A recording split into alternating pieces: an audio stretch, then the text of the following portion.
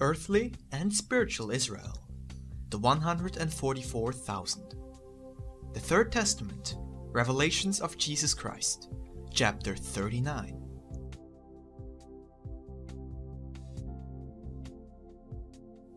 The historic mission of Israel, its failure. Thus saith the Lord. Verily I say to you, that if mankind had persevered within the law, which their conscience dictated inwardly, it would not have been necessary to send you guides, nor prophets, nor would it have been necessary for your Lord to descend among you, even to engrave my law in stone during the first era, or having to become human and die as a man upon a cross in the second era. If I formed a people and lavished them with gifts, it was not so they could exalt themselves and humiliate others, but rather for them to be an example of submission before the true God and an example of brotherhood among men. I chose this people so that they would be an instrument of my will on earth and carrier of my revelations. So they would invite everyone to live within my law, and so that all humanity would become the only people of the Father. If this people have suffered greatly in spite of being the chosen, it is because they believed the heritage was only for them, that their God could not have been a God for the pagans, because they regarded other people as strangers and did not share with them what the Father had entrusted to them. If I separated them for a time from other people, it was because I did not want them to become contaminated with wickedness and materialism. However, when they stuck obstinately to their egotism and regarded themselves great and strong, I demonstrated to them that their power and their greatness were false, and I permitted other nations to descend upon them and reduce them to servitude. Kings, pharaohs, and Caesars were their lords, when I had offered to be their Lord. The Father, in his infinite love, again manifested himself to his people, to give them their freedom and remind them of their mission. And during this period, I have come to deliver to them my lessons of love, and it is only my gaze that is able to discover among mankind the sons of Israel, whom I am calling and congregating, so that they may receive the light of the Holy Spirit. I have come to manifest myself before your spirit, because the time is long gone when I spoke to you through nature and by means of material manifestations that you called miracles. Now you can feel me within your spirit, as well as deep inside your heart. During this era, Palestine has not been the witness of my manifestation, because it is not a specific place that I come to seek, but rather your spirit. I search for the people of Israel of the Spirit, not of blood. For the people who have the spiritual seed that throughout all the eras they have received through my charity.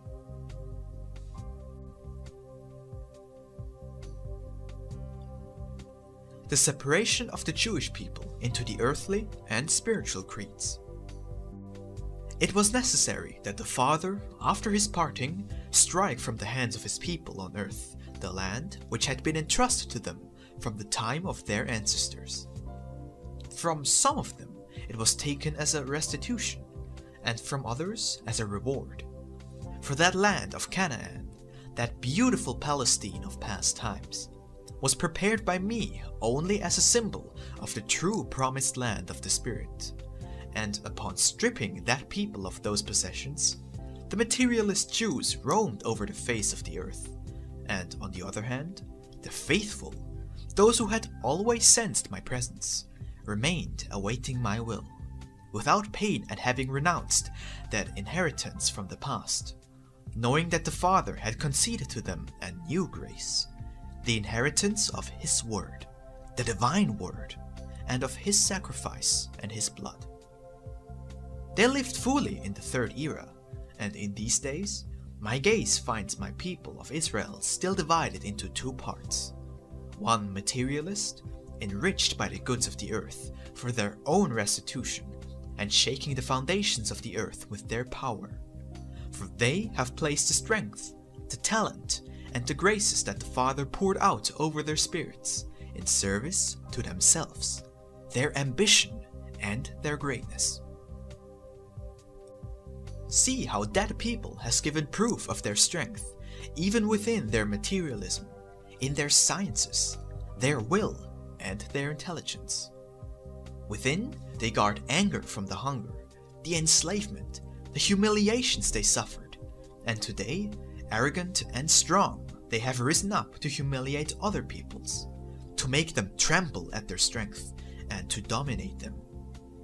Today, they are the satiated ones, and they are pleased to see the millions who are hungry and the great peoples as slaves, slaves of their money, of their strength, of their science, and of their ambition.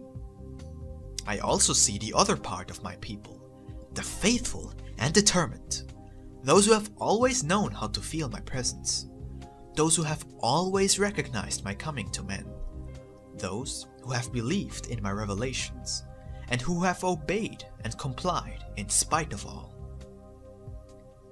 That other part is not only you who have been witnesses to my communication through human understanding in this time, for part of the people of spiritual Israel is scattered over the globe, and wherever any one of them is found, he or she receives my charity, feels my presence, is sustained by my bread, and awaits me, without knowing where I might come, nor in what form, yet they wait.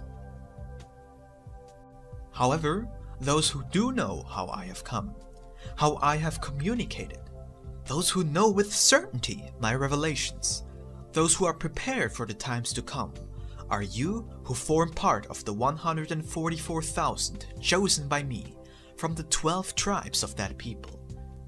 144,000 who shall be before the numerous people of Israel, like 144,000 captains who will make it march into the great battle of the third era. Do you believe that my people will always be divided? Truly, I tell you, they will not. To you have come the teachings, the light, and the trials. To them also my justice and trials have come. I led them in giant steps toward the awakening of the Spirit. And although it is true that in the first moments they will deny my third coming to the world, as they denied the second, I tell you, the moment of their conversion is not far off.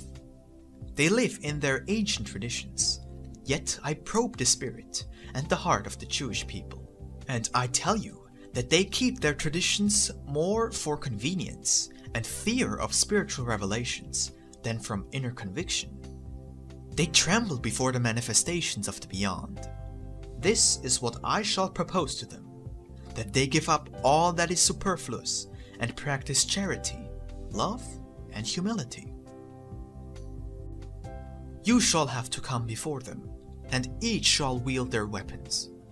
On one side, the word, thought, prayer, and evidence. The others, their talent, power, and traditions. But I shall be present in the struggle, and I will bring about the true triumph of my justice. Bring about the triumph of spirituality. I will make the spirit rise over the flesh, that it bows it and humiliates it. Then shall come the reconciliation of the tribes of Israel, and the unification of the people of the Lord. When that people is prepared, truly I tell you, they will take up and carry to completion the great mission with which from the beginning of time God has assigned his chosen people, chosen because they were his firstborn and the bearers of the Lord's revelations, so that, like an older brother, they could lead the others, share his grace with them, and carry all to the right hand of the Father. The spiritual people of Israel. When I speak of my people of Israel, the people of God, I refer to those who have brought a spiritual mission to earth, those who made known my law, those who proclaimed me, those who were faithful, those who proclaimed the existence of the living God, those who perpetuated the seed of love, and those who knew how to recognize in the Son the Word and the presence of the Father. These are those that form the people of God. That is Israel, the strong, the faithful, the prudent Israel. That is my legion of soldiers, faithful to the law, faithful to the truth. Those who persecuted my prophets, who lacerated the heart of my envoys, those who turned their backs on the true God to bow before idols, who denied and mocked me, demanding my blood and my life. Those, although by race called Israelis, were not the chosen people, were not of the people of the prophets, the legion of the enlightened, of the faithful soldiers, for Israel is a spiritual name that was taken incorrectly to designate a race. You should also know that all who aspire to form part of my people can do so by means of their love, charity, and their zeal and faithfulness for the law. My people has no fixed lands or cities in the world. My people has no race, but is found among all races throughout humanity. That proportion of mankind that hears my word and receives the new revelations are only a part of my people. Another part is disseminated around the earth, and another, the greatest part, inhabit the spiritual veil. That is my people, those who acknowledge and love me, who obey and follow me. Today, I ask you, where is my people? Where is that people who were prudent when faced with trials, strong in battle, and steadfast in the struggles? It is dispersed throughout the world. Yet I shall raise my voice and reunite them spiritually, so that they may go before all the peoples. But I tell you that my people is now formed of men of all races, and they shall come to understand the alliance that I expect of all men. These people will be strong and combative, but shall not have weapons that kill, nor the chariots of war. Neither shall they sing hymns of destruction. Their banner shall be peace, their sword truth, and their shield love. None can discover where that people is, but it shall be everywhere. Its enemies will try to destroy it, but will not be able, for they shall never be gathered physically. Their union, their order, and their harmony shall be spiritual. In this time, the spirit of the real Israel vibrates everywhere. They are the spirits that feel my presence, that await my coming, and trust in my justice. When these words come to other places, many will mock them. But I tell you that it would be better that they did not mock, for the time will come when they awaken from their lethargy and know that they too are children of the people of God. These multitudes that today hear me might fall into confusion if they do not study my word, and if they do not put off their materialism. The same may happen to them as to the Israelites of the earliest times, who heard the voice of the Lord, received the law, and had prophets, so they came to believe themselves the only people beloved of God. A grave error from which the great trials came to save them, humiliation, exile, and captivity. It is necessary that you know that my love could not segregate you in races or creeds, in which I speak of my people. It is because from the first times I have been preparing spirits to be sent to earth to illuminate the path of humanity. They have been the eternal travelers that have inhabited the various nations and have passed through many trials. In this time, they have found that human laws are unjust, that there is no truth in the affections, and no peace in the spirit of humanity. The people of God shall rise up once again among humanity, not as a people personified in a race, but as a multitude, a legion of my disciples, in which only the Spirit, and not any blood, race, or language shall dominate. These people will not limit themselves to teaching my doctrine through writings. So that the words have life, it is necessary to live them. These people shall not disseminate only books and writings, but also deeds and examples. Today I am freeing you of all that is superfluous, all that is impure or wrong, so that you may enter into a life that is simple and clean, from which your spirits can ascend, offering testimony by its works. When the time has come, I will present my people to humanity, and the Master shall not be embarrassed by his disciples, nor shall his disciples deny their Master. That moment will coincide with the war of ideas, from which shall arise, like the relief of peace, like a ray of light, spiritualism. My people grows, it multiplies, not only on earth, but also in the spiritual valley. Among those spiritual multitudes are found those who had blood ties with you, whether they were your parents, your brothers, or your children. Do not be surprised when I tell you that my people is so numerous that the earth to hold them would have to be much larger. When I have reunited them, and not even one of my children is missing, they will be given the infinite as their dwelling, that never-ending valley of light and grace. Here on earth, I come only to prepare you, to instruct you in my doctrine, so that you know how to approach that life. This humanity is only a portion of the people of God. It is necessary that all know these explanations in order to put their lives on the road to the ideal of perfection. This divine message, which is my word poured out through the lips of the human spokesman, I wish it to reach all humanity. My word is the ringing bell that calls the world. Its essence shall move the peoples, making them awaken to meditate on spirituality, on the destiny of the spirit after this life.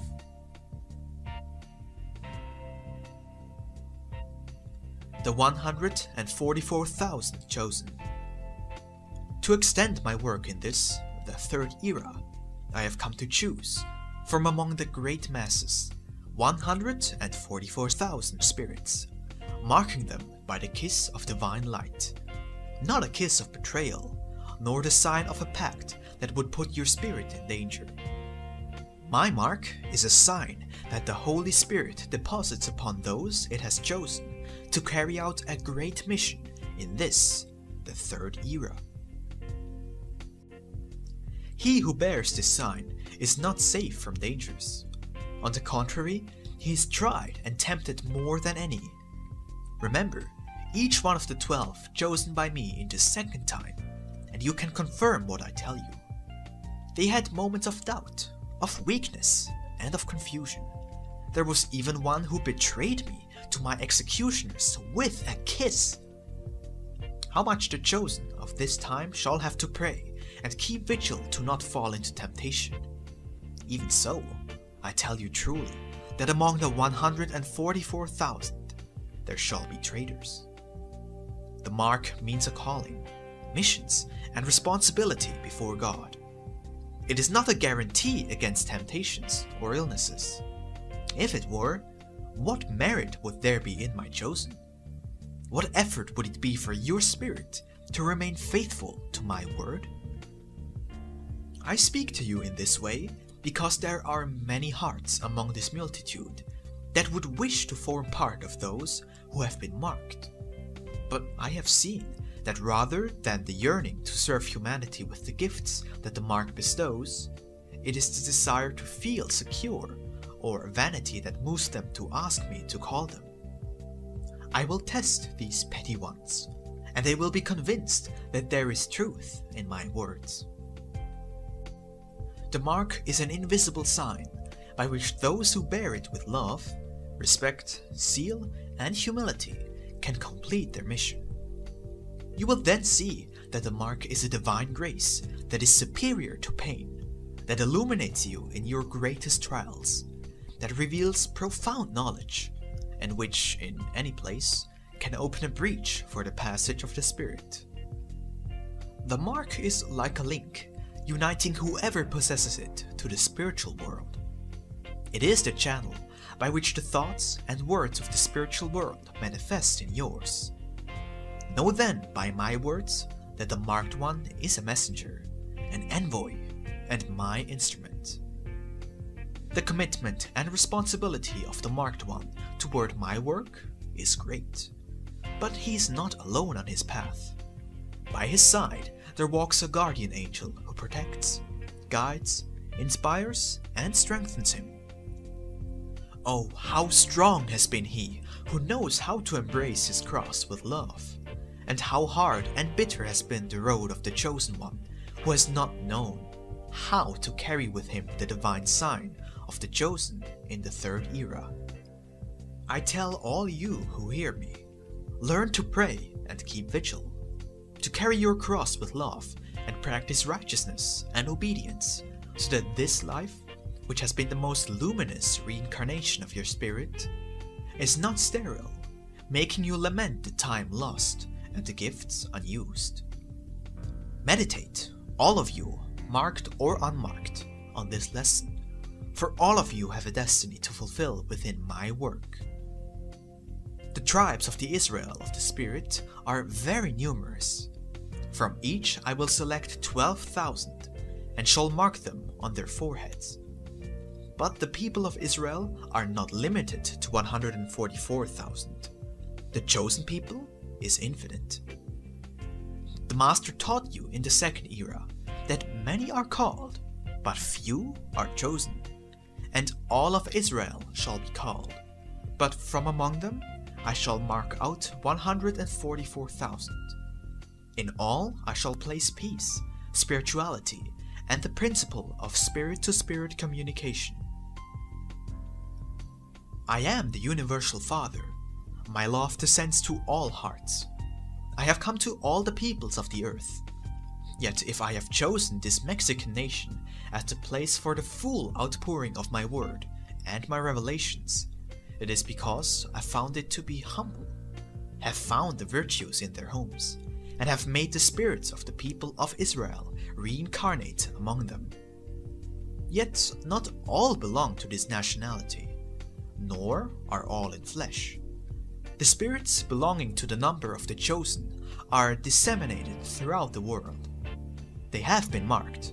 I have opened their eyes. I have sensitized their hearts. And from spirit to spirit, they communicate with me. One part of the 144,000 marked by me live among humanity. Those servants of mine are found disseminated in the world, complying with the mission of praying for peace and working for the brotherhood of men. They do not know each other, but some intuitively, and others, because of this revelation, are fulfilling their destiny of throwing light onto the path of their brothers. Of those marked by my love, some are simple men, but others are men notable in the world. They can only be distinguished by the spirituality of their lives and works, and by the manner of their thinking about and of understanding the divine revelations. They are not idolaters, fanatics, nor frivolous. They seem to practice no religion, and nonetheless from them arises an inner worship of their spirit, with that of their Lord. Those marked by the light of the Holy Spirit are like lifeboats. They are guardians, counselors, and strongholds. I have equipped them with light in their spirits, and with peace, strength, with the healing balm, with keys that invisibly open the most stubborn doors, and weapons that overcome obstacles insuperable to others. It is not necessary that they show titles awarded by the world for their gifts to be recognized. They do not know science, but are doctors, do not know law, but are counselors, are poor in the goods of the earth, but yet may do much good in their way. Among these multitudes who have come to receive my word, are many who have come only to confirm their mission.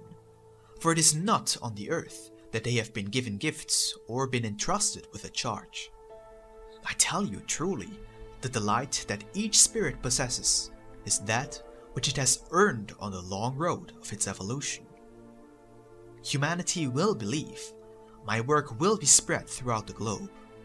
I shall begin with the 144,000 marked out, who shall struggle with obedience, love, and zeal in the time of the wars of beliefs and doctrines, and who in the midst of that battle shall be a link that proposes to the world not the chains of slavery, but that of spiritual alliance that will be one of freedom and brotherhood. Those soldiers shall not be alone. My spiritual world shall follow and protect them. They shall perform marvels as they go, and in this way giving testimony to my truth.